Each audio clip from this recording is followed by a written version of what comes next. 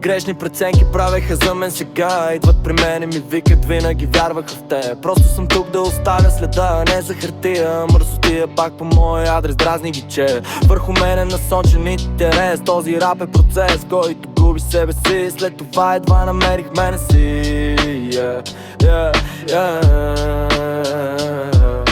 Грешка след грешка допусках, главата си чупих, но това ме научи. Не бързай с времето, всичко ще се получи. Тя ми върна усмивката, която бях загубил. Във мрака се бях погубил. Виж ме сега правя рап и се надявам това да си изкарвам прехраната. Лириката ми върви, квартала ме вика, при мен се върни. Но не бих, защото бях там и ме промени. Направи ме безчувствен и студен. Вътрешно съм кален, не изпитвам страх освен от провал, но пазя своя морал.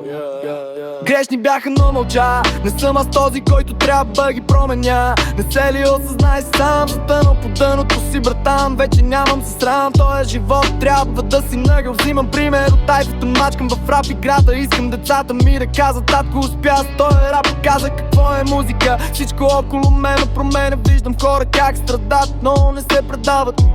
Виждам и деца с 4 родителя, но с моите няма да го позволя.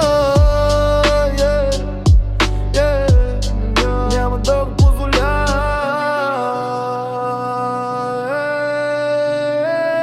Нещо в живота ми липсва, но книгата се разлиства. Живота се изплаза, времето ни го отнема. Тогава няма за какво да те е страх от промена. В квартала съм израснал, пламъка ми беше изгаснал. Много ми се ще да не се сещам за това, но от моята главата не излиза. Пиех, пуших и си биех, не че се хваля, даже боли ме моето сърце, суша в моята душа.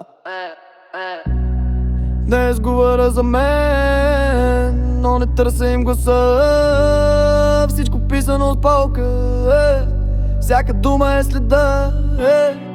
Съм временен спомен, аз оставам след това.